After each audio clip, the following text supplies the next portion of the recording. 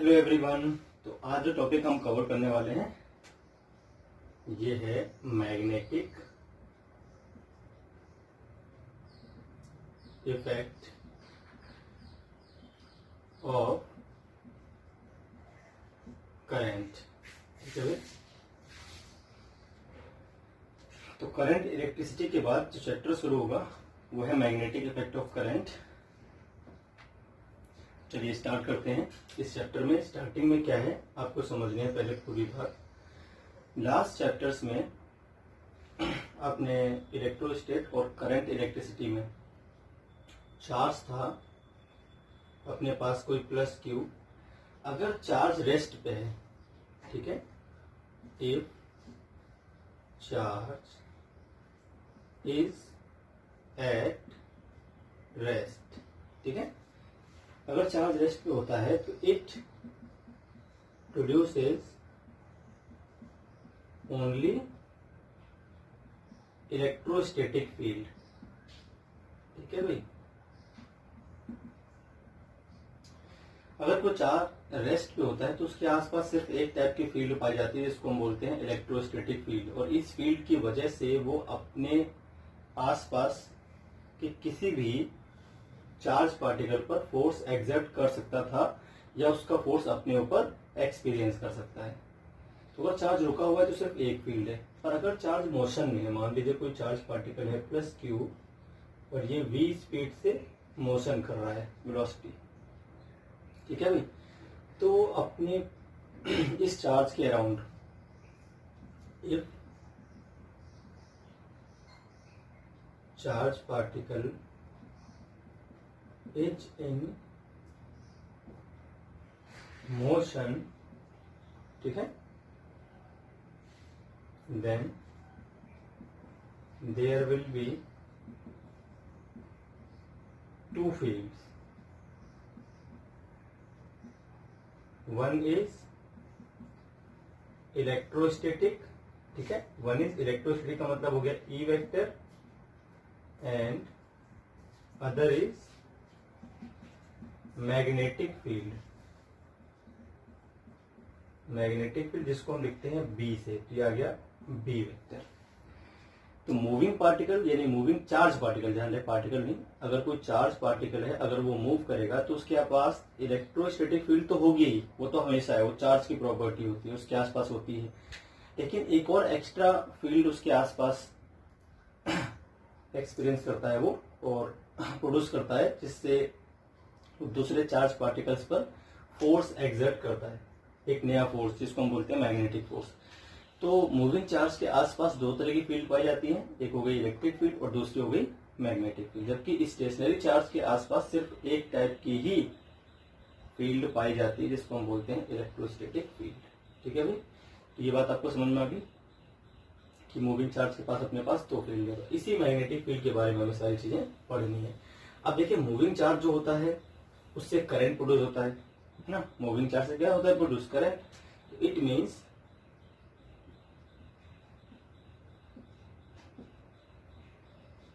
Current,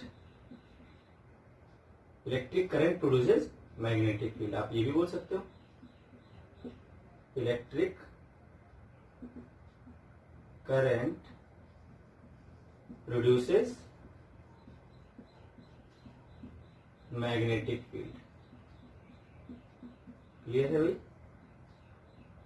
electric current जो है वो मैग्नेटिक फील्ड को प्रोड्यूस करता है। ठीक है, ये हो गई हमारे पास बात। अब अगर ये electric current magnetic field produce करता है तो उसकी वैल्यू कितनी होती है, उसकी डायरेक्शन कैसे पता करनी होती है, ये सारी चीजें हम करेंगे। तो अपने पास कोई करंट कैरिंग कंडक्टर है मान लीजिए, तो स्टार्टिंग करते हैं हम यहां से। तो पूरी थ्योरी थी, ऑर्स्टेड साइंटिस्ट थे, ठीक है, उन्होंने सबसे पहले ये डिस्कवरी की थी कि इलेक्ट्रिक करंट जो होता है उसके आसपास एक नई टाइप की फील्ड पाई जाती है जिसको हम बोलते हैं मैग्नेटिक फील्ड। ये मैग्नेटिक इफेक्ट भी शो करता है करंट। ठीक है, इलेक्ट्रिक इफेक्ट तो करता ही है, साथ ही मैग्नेटिक इफेक्ट भी शो करता है। क्लियर है भाई। चलिए, तो इतनी बात हमको समझ आ गई। अब हम बात कर लेते हैं अगर किसी करंट कैरिंग कंडक्टर के आसपास फील्ड होगी तो वो कितनी होगी, ठीक है, और उसकी डायरेक्शन को हम कैसे पता करेंगे। जैसे आपने इलेक्ट्रोस्टैटिक फील्ड में पढ़ा था कूलॉम्स लॉ, सबसे पहला जो बेसिक लॉ था वो कूलॉम्स लॉ था, जिससे हमने क्या किया था, किसी चार्ज के आसपास की फील्ड का पता लगाया था। KQ/R² था, अगर आपको ध्यान हो तो KQ/R² थी इलेक्ट्रिक फील्ड की वैल्यू किसी स्टेशनरी चार्ज के आसपास बाय कूलॉम्स लॉ, है ना। ये कूलॉम्स लॉ कैसा था, बेसिक लॉ था, इसी से हमने सारी चीजें पता की थी। फिर कूलॉम्स लॉ से हमने गॉस थ्योरम को प्रूव किया, फिर गॉस से हमने फ्लक्स निकाला। तो जो बेसिक था उसका कूलॉम्स लॉ था। यहाँ पर जो बेसिक है वो है बायो-सेवर्ट्स लॉ। तो जो फर्स्ट लॉ हम यूज करेंगे वो क्या होगा, तो जैसे कि आपने इलेक्ट्रोस्टैटिक फील्ड में पढ़ा था कूलॉम्स लॉ, जो कि बेसिक लॉ था इलेक्ट्रोस्टैट का, ऐसे ही अपने पास एक बेसिक लॉ है बायो-सेवर्ट्स लॉ। बायो-सेवर्ट्स लॉ जो होता है वो मैग्नेटिक फील्ड के लिए एक बेसिक लॉ है, और इस लॉ की हेल्प से हम किसी भी शेप के करंट कैरिंग कंडक्टर के आसपास मैग्नेटिक फील्ड की वैल्यू को पता कर सकते हैं, उसकी डायरेक्शन को हम पता कर सकते हैं, ठीक है।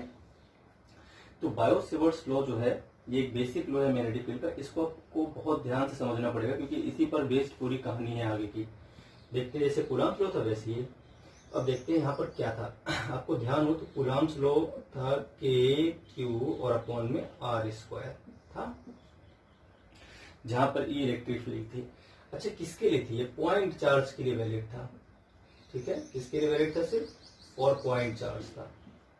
फाइनाइट साइज की बॉडी के लिए फॉर्मूला वैलिड नहीं था, इसको हम इंटीग्रेट करते थे फिर अपना आंसर आता था। तो ऐसे ही बायो-सेवर्ट लॉ जो है वो फाइनाइट चार्ज नहीं, फाइनाइट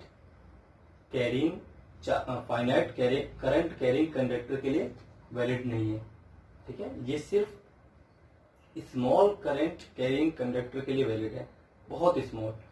देखिए क्या है, पहले पूरी बात समझ लेते हैं। मान लीजिए आपके पास एक वायर है, ठीक है, ये एक वायर है, किसी भी शेप का हो सकता है। तो we have one wire, clear है भाई, एक वायर अपने पास।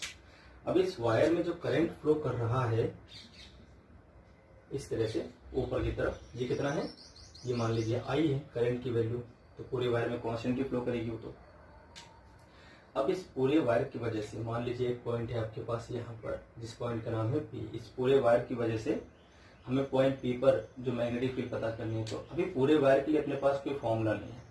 बायो-सेवर्ट ने पूरे वायर के लिए कोई फॉर्मूला नहीं दिया था, उन्होंने केवल इसके स्मॉल हिस्से के लिए एक फॉर्मूला दिया। तो मान लीजिए आपके पास एक स्मॉल हिस्सा है यहाँ पर, ये, ठीक है, इतना एक स्मॉल हिस्सा ले लीजिए इसका, जिसको हम बोलते हैं स्मॉल अच्छा, इसकी जो लेंथ है वो DL मान लीजिए, ठीक, क्लियर आ गई इसकी लेंथ।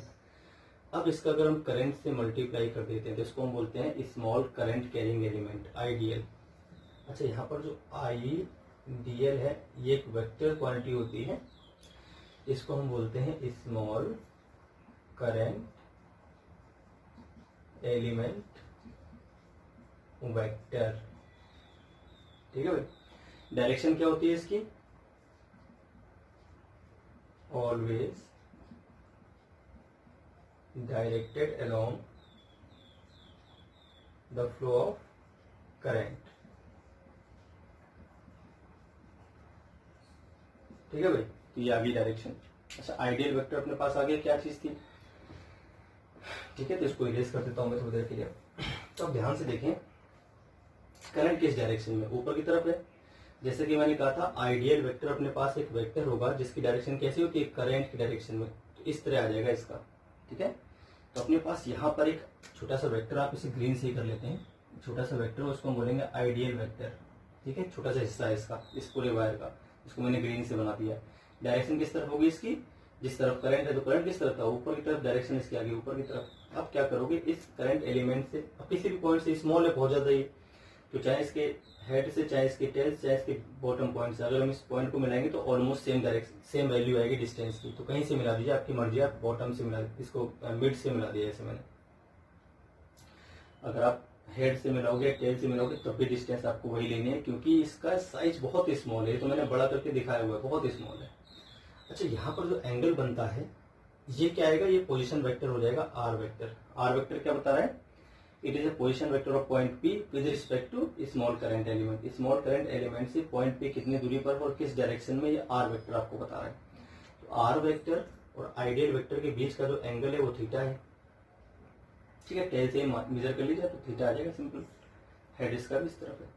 तो अगर हम यहाँ इसको अलग से बनाते हैं ऐसे, ये पूरे वायर की वजह से नहीं, फील्ड ध्यान रखना आपको, फील्ड सिर्फ किसकी वजह से है, छोटे से करंट एलिमेंट की वजह से। तो आइडियल वेक्टर और फिर उससे थीटा एंगल बनाते हुए अपने पास एक पॉइंट पी है यहाँ पर, ये थीटा एंगल पर। ठीक है जी। तो इसकी वजह से सिर्फ हम मैग्नेटिक फील्ड निकाल रहे हैं। अच्छा, पूरे वायर की मैग्नेटिक फील्ड काफी बड़ी होगी और इस वायर की स्मॉल फील्ड होगी। भाई स्मॉल करंट एलिमेंट है तो फील्ड भी कैसी होगी, स्मॉल। तो उस स्मॉल फील्ड को हम लिखते हैं डीबी से। किससे लिखते हैं, डीबी। डीबी का मतलब क्या हो गया, स्मॉल फील्ड है। तो डीबी वेक्टर की जो वैल्यू है उसके लिए बायो सेवर्ट ने लॉ दिया था। तो क्या लॉ दिया इन्होंने कहा magnetic field at any point due to a small current element. Small current element जोड़ दे रहा हूँ बार बार, में पूरे वायर की वजह से नहीं आती, सिर्फ उसके छोटे हिस्से की वजह से आती है फील्ड। फिर इसको हम इंटीग्रेट करेंगे तो अपने पूरे वायर का आंसर आएगा। ठीक है भाई, अभी इसके स्मॉल में लिख देता हूं मैग्नेटिक फील्ड। ठीक है, magnetic field at P due to small current element. तो क्या पाया गया, एक तो पाया गया कि जो डीबी है उसकी value is directly proportional to जो स्मॉल करंट एलिमेंट वेक्टर था उसकी वैल्यू के। तो दूसरी बात क्या पाएगी, जो डीबी का मॉड है वो डायरेक्टली प्रोपोर्शनल है आइडियल वेक्टर और आर वेक्टर के बीच के एंगल के साइन के। और तीसरी बात जो पाई गई वो पाई गई कि ये इनवर्सली प्रोपोर्शनल है आइडियल वेक्टर और पॉइंट पी के बीच की डिस्टेंस के स्क्वायर के। इनवर्स स्क्वायर लॉ को फॉलो करता है। इसका मतलब कि एक्सपेरिमेंटल था। ठीक है, इसको ड्राइव नहीं करना, आपको याद करना है। तो तीन बातों पे डिपेंड करता है। अब तीन बातों पे डिपेंड करता है तो एक साथ क्या जाएगा, कंबाइन करने पर एक फॉर्मूला आ जाएगा I D l sine theta और अपॉन में क्या हो जाएगा, सिंपली आर स्क्वायर हो जाएगा। ठीक है भाई, बिल्कुल सिंपल है। अब अगर हम देखें कि जब हटेगा तो यहाँ पर एक कांस्टेंट आएगा, इसको हम बोलते हैं म्यू नॉट अपॉन में 4 पाई। अभी म्यू नॉट अपॉन 4 पाई क्या है, मैं आपको बताता हूँ। I D l sine theta upon में आर स्क्वायर। ये हो गया आपकी मॉड ऑफ टीवी की वैल्यू। तो magnetic field at any point due to a small current element, इस फॉर्मूले से आप पता करोगे। ये फॉर्मूला किससे आया था, बायो सेवर्ट ने जब एक्सपेरिमेंट किया तो उन्होंने ये फॉर्मूला पाया था। ये फॉर्मूला उन्होंने आपको दिया है किसके लिए, मैग्नेटिक फील्ड के लिए। अभी बेसिक फॉर्मूला क्यों है, क्योंकि स्मॉल करंट एलिमेंट के लिए। इसको जब हम इंटीग्रेट करेंगे तो पूरे वायर का आंसर आएगा। तो ये आपके पास एक बहुत ही इंपॉर्टेंट फॉर्मूला है जिसको आप नोट करेंगे अपनी कॉपी पे। ठीक है, इसको मैं कर देता हूँ इरेज थोड़ी देर के लिए। अब देखिए, अगर हमें निकालनी है magnetic field due to whole wire, तो वो क्या आ जाएगी, इंटीग्रेशन ऑफ डीवी हो जाएगा, प्रॉपर लिमिट्स है ना। तो ये आपको बाद में करना है, अभी ये फॉर्मूला आपको याद करना है। इसको तो हम बाद में समझेंगे। अलग अलग शेप, अलग अलग लेंथ के लिए अलग अलग फॉर्मूला ये आएगा। तो ये अपने पास एक फॉर्मूला हो गया। ठीक है, चलिए देखते हैं अभी। अब इसमें एक तो कह रहे हैं मैग्नेटिक फील्ड की आप एस आई यूनिट समझ लीजिए, unit of magnetic field. Magnetic field को हम बी से करते हैं डिनोट। ठीक है भाई, unit of magnetic field. Unit of magnetic field जो होती है ये आपकी होती है न्यूटन पर एम्पियर मीटर या फिर होती है वेबर पर मीटर स्क्वायर, या फिर होती है टेस्ला। ठीक है भाई, ये मैग्नेटिक फील्ड की यूनिट्स हैं। ऐसा यूनिट है न्यूटन पर एम्पियर मीटर, या फिर वेबर, वेबर को WB से लिखते हैं, वेबर पर मीटर स्क्वायर, और ये फिर टेस्ला बोलते हैं इसको। ठीक है भाई, अब हमने यहाँ पर म्यू नॉट अपॉन 4 पाई एक कॉन्स्टेंट आपको दिखाया था अभी, तो आपको एक बात ध्यान रखनी है, म्यू नॉट अपॉन 4 पाई जो था, इसको हम, इसकी वैल्यू होती है 10⁻⁻⁷। ठीक है, म्यू नॉट अपॉन 4 पाई की वैल्यू क्या होती है, 10⁻⁻⁷ न्यूटन पर एम्पियर स्क्वायर। ठीक है, या फिर इस यूनिट को हम बोल सकते हैं टेस्ला। ठीक है, टेस्ला मीटर, टेस्ला मीटर पर एम्पियर। ठीक है, ये आपकी म्यू नॉट अपॉन 4। अच्छा, म्यू नॉट क्या होता है, म्यू नॉट जो होता है इसको हम बोलते हैं परमिएबिलिटी, परमिएबिलिटी ऑफ स्पेस। जैसे परमिटिविटी ऑफ स्पेस था, ऐसे परमिएबिलिटी ऑफ स्पेस भी होता है। इस म्यू नॉट की वैल्यू होती है 4 पाई मल्टीप्लाई 10⁻⁻⁷। ये से I, mu naught upon 4 pi 10⁻⁻⁷ है, तो mu naught is equal to 4 pi multiply कर दीजिए न्यूटन पर एम्पियर स्क्वायर, सिंपल है बिल्कुल। ठीक है भाई, ये आ गया आपके पास। तो भैया बायो सेवर्ट लॉ का जो फॉर्मूला हमने पढ़ा वो सिर्फ वैल्यू के लिए था, अभी उसमें डायरेक्शन की बात नहीं की गई, तो अब उसको हम पढ़ लेते हैं वेक्टर फॉर्म में। किसमें, वेक्टर फॉर्म में। तो आइए वेक्टर फॉर्म में कर लेते हैं इसको। तो अब हम करेंगे bio Savart law in vector form. चलिए, तो वेक्टर फॉर्म में करके देखें क्या आएगा। आपके पास जो फॉर्मूला है वो था dP is equal to mu naught upon 4 pi, जो वैल्यू थी I/dl अपॉन में r स्क्वायर और मल्टीप्लाई था साइन थीटा। ठीक है भाई। अच्छा, आपके पास दो वेक्टर है, एक तो है आइडियल वेक्टर और एक था आपके पास r वेक्टर। ठीक है, तो आपको पता होना चाहिए जब इनका हम डॉट मल्टीप्लाई तो करना ही, अगर इनका हम डॉट प्रोडक्ट करेंगे तो कॉस थीटा आएगा। Ideal vector dot r vector करूंगा तो ये आ जाएगा आइडियल, आइडियल और फिर r और फिर कॉस थीटा। ठीक है, और अगर मैं करता हूं आइडियल क्रॉस r वेक्टर तो ये आएगा आपका I into dl r sine theta, है ना, ये आ जाएगा आपके पास। तो इन दोनों में से जो हम चूज करेंगे वो ये वाला करेंगे, क्योंकि हमारे आंसर, हमारे उसमें क्या है, जो मैग्नेटिक फील्ड आई थी स्मॉल करंट एलिमेंट की वजह से उसमें साइन थीटा आ रहा है, तो हम ये यूज करेंगे। ठीक है, ये वाला, ना कि ये वाला, इसको नहीं करेंगे यूज। देखते हैं क्या आ जाएगा अपने पास आंसर। वैल्यू आपको ये रखनी है। अब dB को वेक्टर फॉर्म में लिख देता हूँ मैं इस तरह से, वेक्टर फॉर्म में, तो म्यू नॉट अपॉन 4 पाई तो अपने फॉर्मूले में आने चाहिए। आपको वेक्टर फॉर्म इस तरह से बनाना है ताकि यही वैल्यू आपको वापस मिले।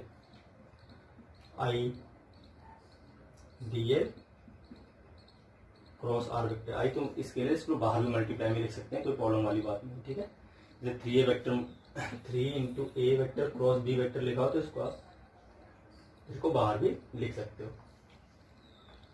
ठीक है भाई, अब ये क्या आ जाएगा, अब ये आपके पास आ गया आई dl क्रॉस r। तो साइन थीटा तो लगाने की जरूरत है नहीं अब, क्योंकि जब इनको एक्सप्लेन करेंगे तो वापस साइन थीटा में मिलेगा जब इसका मोड निकालेंगे तो। और अपॉन में क्या होना है, देखिए इसमें एक r एक्स्ट्रा आ रहा है, तो यहाँ पे r क्यूब लिख दीजिए आप। अब जब आप इसे एक्सप्लेन करोगे तो आपको यही मिलेगा वापस। देखिए जब इसकी वैल्यू निकालते हैं तो कैसे आएगा ये वापस।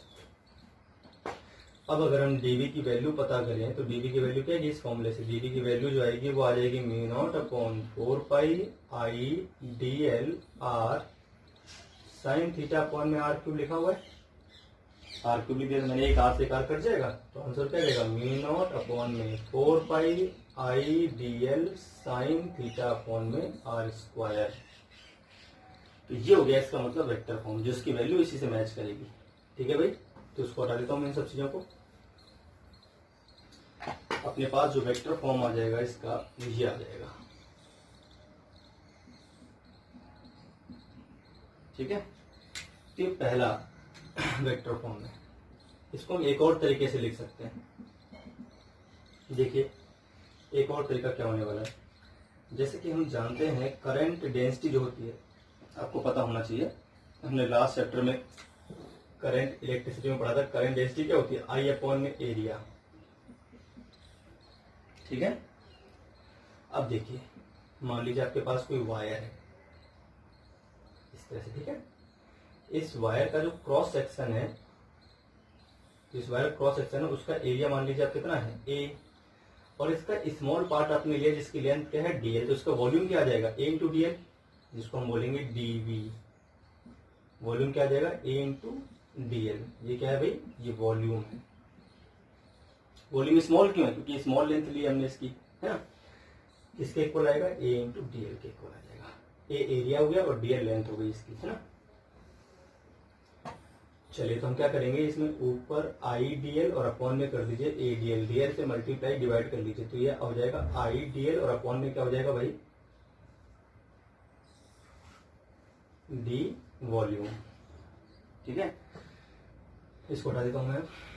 तो अगर आप ध्यान से देखिए तो आई डीएल किसके इक्वल आ जाएगा, यहां से आई डीएल इज इक्वल टू आ जाएगा जे इंटू डीवी। देखिए फॉर्मूला क्या हो जाएगा,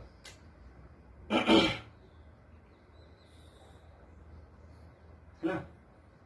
आई डीएल वेक्टर अगर हम देखें तो ये आ जाएगा, जे होता है इसमें वेक्टर, डीवी नहीं होता वेक्टर, ध्यान रखें, जे होता है वेक्टर। तो I DL vector is equal to हो जाएगा जे वेक्टर डीवी। तो अब जो फॉर्मूला आएगा अपने पास, इन दोनों में वेक्टर क्वांटिटी होगी आपकी करंट डेंसिटी और इन दोनों में वेक्टर क्वांटिटी होगी आपका लेंथ। करंट नहीं है, ठीक है, ये स्केलर है, यहाँ पर ये स्केलर है। तो जब इस फॉर्मूले में हम रिप्लेस करेंगे तो डीवी वेक्टर जो है वो आपका हो जाएगा म्यू नॉट अपॉन 4 पाई आई, अच्छा आई डीएल को रिप्लेस करना है जे डीवी से, तो जे वेक्टर क्रॉस आर वेक्टर और डीवी को आप बाहर लिख दीजिए मल्टीप्लाई में और अपॉन में लिख दीजिए फिर से आर क्यूब। ये आ गया करंट डेंसिटी के टर्म्स में फॉर्मूला। किसके टर्म्स में आ गया, करंट डेंसिटी के टर्म्स में। बायो सेवर्ट लॉ ही है, in terms of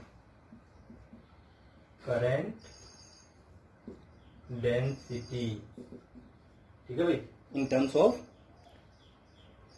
current density, ये आ गया आपके पास फॉर्मूला।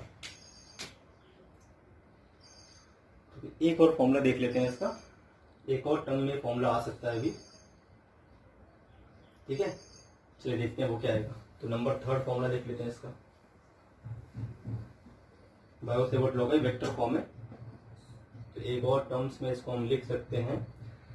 अब हम इसको लिखेंगे, मान लीजिए एक चार्ज पार्टिकल है अपने पास Q और ये मूव कर रहा है विद वेलोसिटी वेक्टर v से।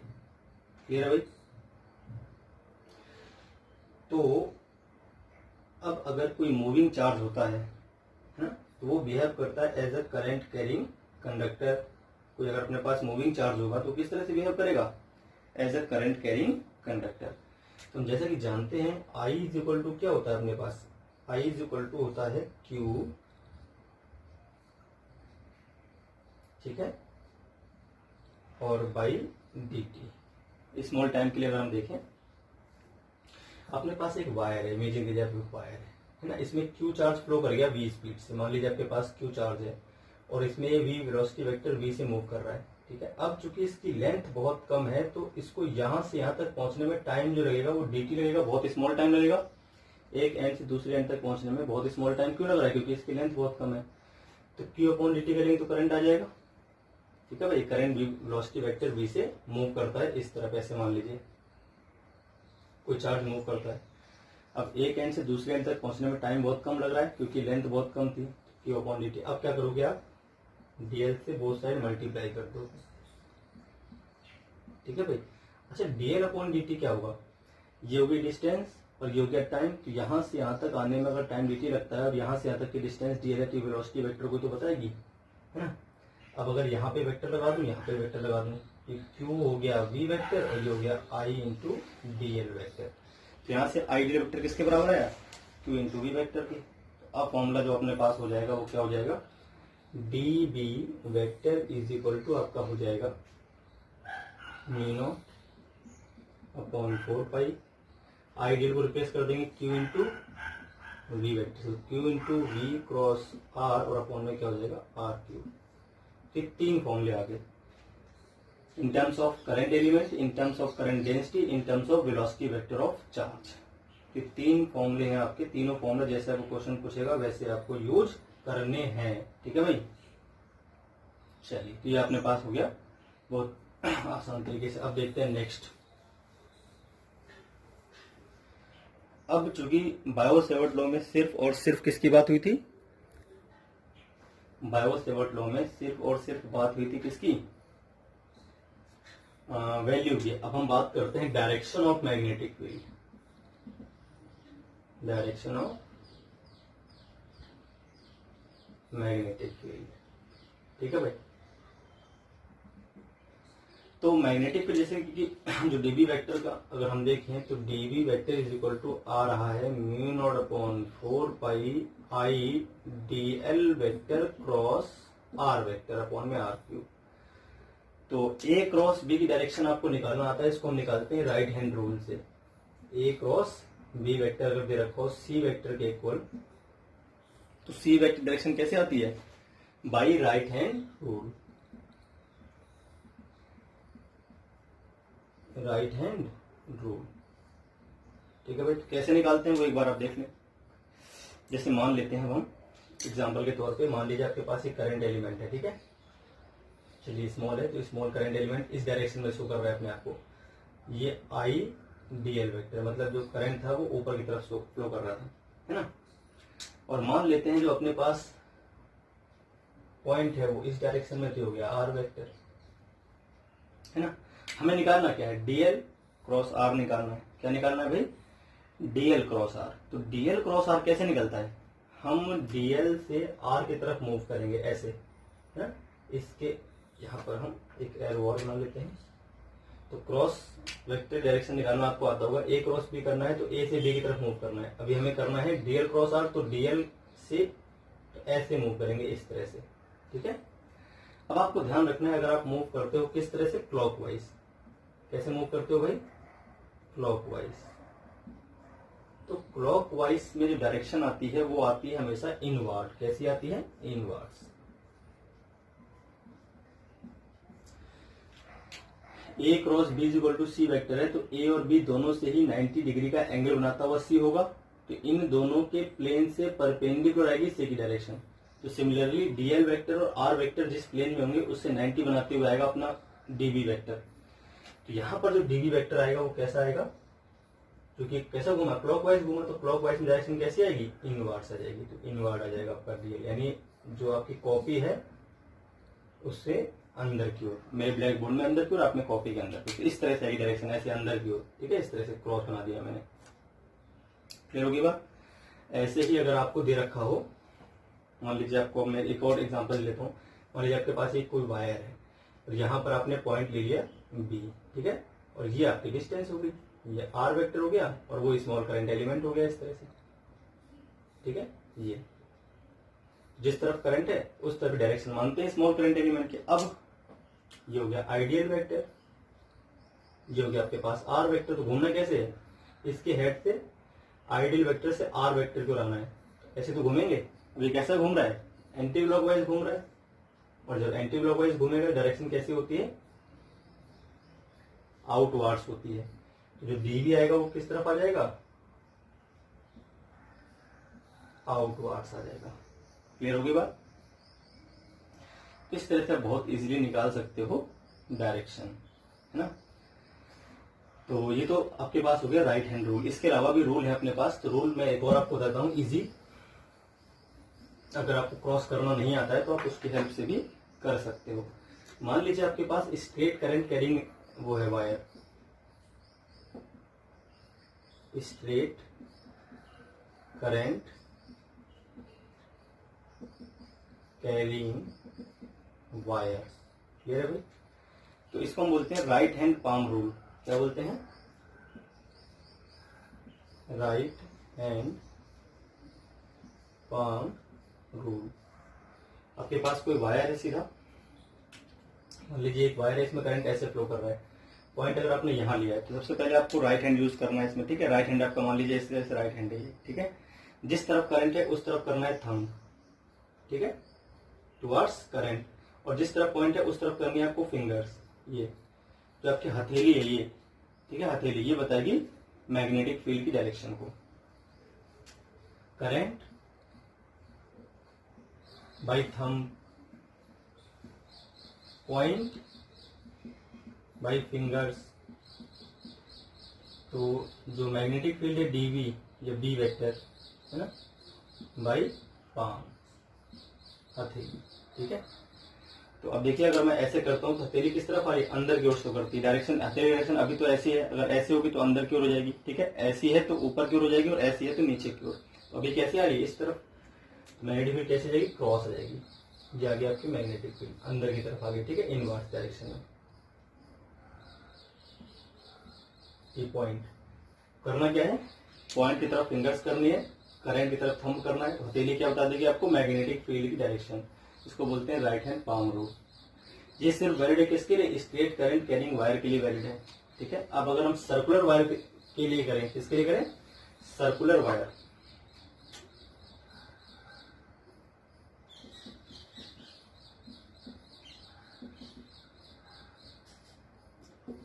अगर सर्कुलर वायर की वजह से निकालना हो, मान लीजिए आपके पास एक सर्कुलर वायर है इस तरह से, ये एक सर्कुलर वायर है और इसमें करंट फ्लो करता है, मान लीजिए आपका ऐसे क्लॉकवाइज, और एक अपने पास वायर है जिसमें करंट फ्लो कर रहा है एंटी क्लॉकवाइज। तो आपको इसमें सीधे याद कर लें। देखिए इसमें करना क्या होता है, एक्चुअल में वायर को आपको पकड़ना है फिंगर से, जैसे वायर है राइट हैंड से करना है, ठीक है, राइट हैंड से करना है हमेशा, ये भी राइट हैंड से करना है। इसको ऐसे पकड़ लेना, सबसे पहले उंगलियां ऐसे करनी है, ठीक है। अब आपके पास मान लीजिए ये है, ये एक सर्कुलर वायर है, तो इसको ऐसे पकड़ लेना है अपने अंगूठे से, जैसे करंट घूम रहा है उस तरफ उंगली घुमा दिया। अब जो अंगूठा आएगा वो बता देगा मैग्नेटिक फील्ड को। तो मैग्नेटिक फील्ड कैसे आएगी, अंदर की ओर। इसमें कैसी आएगी, बाहर की ओर। इसको ऐसे पकड़ लेंगे और बाहर की ओर। तो उंगलियां इस बार करंट बताएंगी, इस बार चेंज होगा रूल, पिछली बार अलग था। जो उंगलियां हैं वो फिंगर्स हो जाएंगी, सॉरी जो फिंगर्स हैं वो हो जाएगा मैग्नेटिक फील्ड। अरे क्या कर दिया मैं, सॉरी, जो फिंगर्स हैं वो करंट के अलोंग करना है आपको, थंब बता देगा आपको मैग्नेटिक फील्ड। फिंगर्स जो है करंट के अलोंग करना है, थंब आपको बता देगा मैग्नेटिक फील्ड। तो सर्कुलर वायर के लिए इस तरह से करना होता है, ठीक है। करंट लिख देता हूं मैं यहाँ पे, करंट फिंगर्स, ठीक है, कर्ल कर लेनी है, फिंगर्स को आप कर्ल कर लेना, मोड़ लेना। और जो मैग्नेटिक फील्ड आएगा वो क्या हो जाएगा, थंब, इस तरह से, ठीक है। आप सीधे भी याद कर सकते हो। इसमें अगर क्लॉकवाइज घूमेगा तो आपको याद रखना है इनवर्स, और एंटी क्लॉकवाइज घूमेगा तो आउटवर्ड, सीधे सीधे खत्म। ये मैग्नेटिक फील्ड है, ठीक है। आपको फिंगर नहीं करनी है तो सीधे आप ऐसे भी कर सकते हो डायरेक्टली। फिंगर को अगर कर्ल नहीं करना है तो आप सीधे ऐसे याद कर लो कि अगर क्लॉकवाइज घूमता है तो अंदर की ओर और एंटी क्लॉकवाइज घूमता है तो बाहर की ओर। सिंपल है, ठीक है। इस रूल को याद नहीं करना तो भी कोई प्रॉब्लम वाली बात नहीं है। तो ये आगे भाई डायरेक्शन निकालने के लिए। अब बायो-सेवर्ट लॉ और कूलॉम्स लॉ में क्या सिमिलरिटी है और क्या डिसिमिलरिटी है वो पढ़ लेते हैं, ठीक है। Comparison between Coulomb's force and Biot-Savart law. Comparison between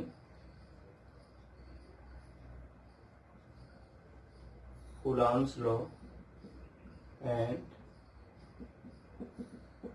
bio-Savart's law. चलिए देखते हैं। तो पहले हम बात कर लेते हैं सिमिलरिटीज की।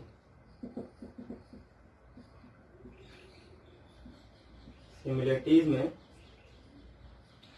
नंबर फर्स्ट है इनवर्स स्क्वायर लॉ। दोनों ही क्या है, इनवर्स स्क्वायर लॉ है। कूलॉम्स लॉ भी इनवर्सली प्रोपोर्शनल है आर स्क्वायर के, ठीक है। इलेक्ट्रिक फील्ड भी इनवर्सली प्रोपोर्शनल है आर स्क्वायर की, और मैग्नेटिक फील्ड भी प्रोपोर्शनल है आर स्क्वायर की। तो पहली तो सिमिलरिटी आपको ये मिल जाएगी, है ना।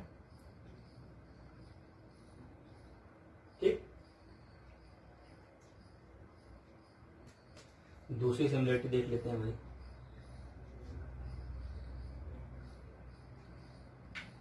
अब देखिए,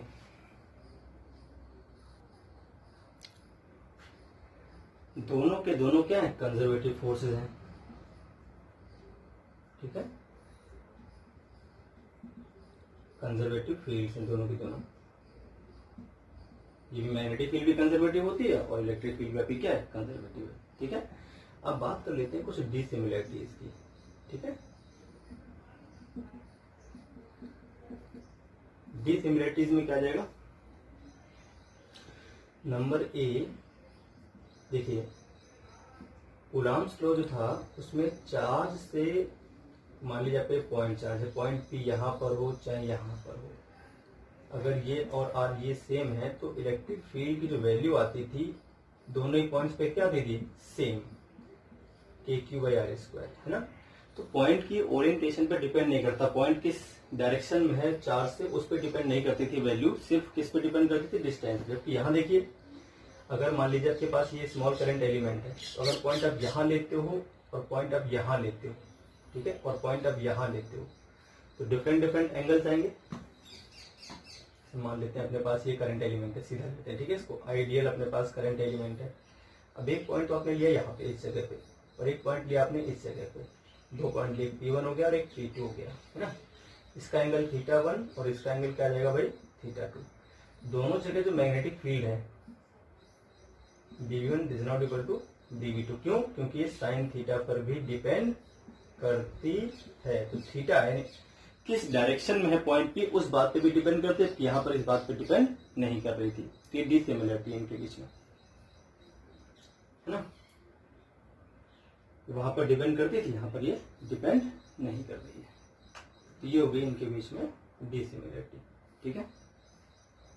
वो स्टेशनरी चार्ज से हो रही थी प्रोड्यूस, और ये किससे होती है भाई, बायो सेवर्ट लॉ में ये फ्लोइंग चार्ज से, ये भी डिसिमिलरिटी कर सकते हो। वो स्टेशनरी चार्ज से थी और ये किससे, मूविंग चार्ज से, ठीक है। ये सिर्फ मूविंग चार्ज से होती है, और इलेक्ट्रिक फील्ड स्टेशनरी और मूविंग दोनों चार्जेस से हो सकती है, ठीक है। अच्छा, वहां पर क्या था, एक बात और देख लेते हैं। जो इलेक्ट्रिक फील्ड थी, ये भी इंपॉर्टेंट है, इलेक्ट्रिक फील्ड जो थी वो पैरेलल थी आर वेक्टर के, जबकि जो मैग्नेटिक फील्ड होती है वो परपेंडिकुलर होती है आर वेक्टर के। ये भी डिसिमिलरिटी हो गई, है ना। वहां पे आर वेक्टर के पैरेलल थी, जबकि यहाँ पर आर वेक्टर के परपेंडिकुलर है। तो ये भी क्या आपकी डिसिमिलरिटी है एक और। तो इस तरह से बायो सेवर्ट्स के बारे में हमने सारी बातें आज पता कर ली। अब कल हम बायो सेवर्ट की हेल्प से फाइनाइट साइज जो कंडक्टर हैं करंट कैरिंग, उनकी इलेक्ट्रिक फील्ड निकालेंगे उनके आसपास किसी पॉइंट्स पर, ठीक है। तो आज के लिए इतना ही, फिर नेक्स्ट टॉपिक में आएंगे, नेक्स्ट वीडियो लेक्चर में आएंगे नेक्स्ट टॉपिक के साथ। आज के लिए इतना ही।